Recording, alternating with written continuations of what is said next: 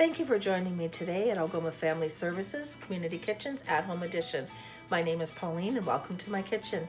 Today we're going to be making an oven fried chicken sandwich that is sure to please even the pickiest eaters in your home. Now before we begin, let's take 20 to 30 seconds and wash our hands with warm water and soap. For today's recipe, you will need 4 boneless, skinless chicken breasts cut into slices, 2 large eggs, 1 cup of flour, 2 cups of breadcrumbs, 1 tablespoon of paprika, 1 tablespoon of chili powder, 1 tablespoon of salt, a half a tablespoon of ground black pepper, and a quarter of a cup of olive oil, 4 sub buns or buns of your choice, shredded cabbage or your favorite coleslaw, sliced tomatoes, sliced pickles, other toppings of your choice, and condiments of your choice.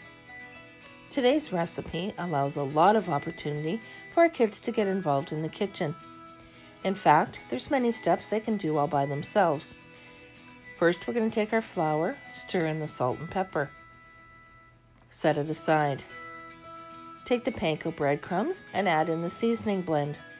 Now this is where your family gets to be creative. You can use the seasoning blend I have in the recipe. You can use your favorite seasoning blends, or experiment with some different flavors. Just make sure that it is well incorporated into the panko breadcrumbs. Now we're going to break our eggs into a flat dish. Here's a pro tip. If you happen to get some eggshell into your eggs, don't panic. All you need to do is use your eggshell to scoop it out. Or you can wet your finger and the eggshell will stick right to it. Once you have your eggs broken, make sure that you stir well so that all the whites and the yolks are well incorporated. There is no need to add any seasoning to this, as all the other steps have enough seasoning.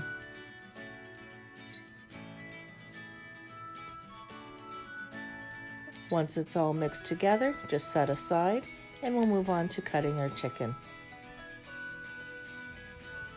Make sure you have a damp cloth underneath your cutting board so it doesn't move around while you're cutting your chicken.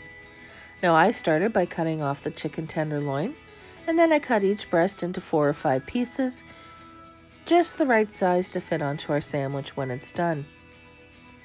Once you have all of your chicken cut, we're going to move on to the breading.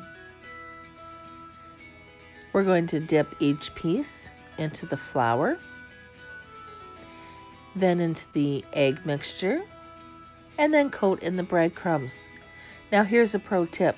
For easy cleanup, you're going to make sure you cover your baking tray in either tin foil or parchment.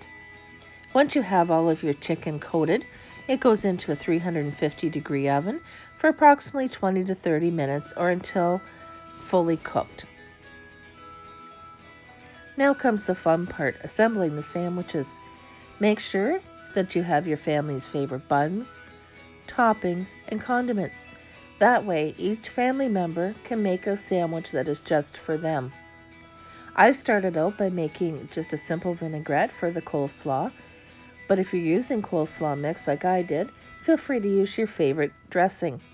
I've added on some tomatoes and some pickles, and then I'm going to put the chicken fingers on top. Now, if you have leftover chicken fingers, which I'm sure you will, just pop them in the fridge, and the kids can bring them out the next day, warm them up in the microwave or the toaster oven, and use them for lunch.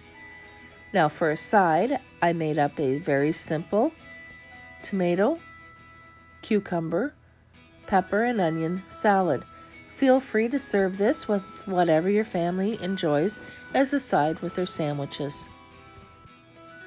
I hope you enjoyed making this meal today with your family and everyone got involved. To catch new episodes, make sure you go to Algoma Family Services Facebook page. And if you want to see some other episodes, head on over to YouTube, Algoma Family Services, and you can see lots there. Hope to see you next time.